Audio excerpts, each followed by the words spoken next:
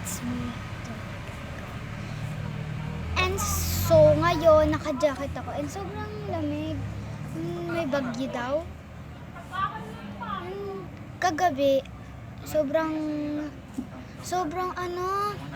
lakas sa ulan. Naka-jacket ako, guys. May wood ako. Pinili ko siya kasi maganda siya, makapal siya, hindi naman siya sobrang init. Yan guys. And so, pag-uusapan natin ngayon, bakit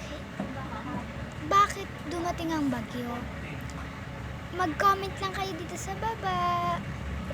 And like and share, subscribe. Bakit ba dumating yung bagyo?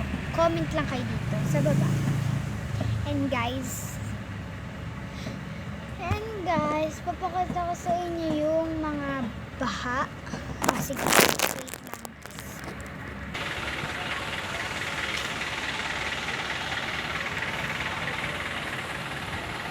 And siguro guys, nakita nyo niya yung mga baha dun sa konti lang naman guys.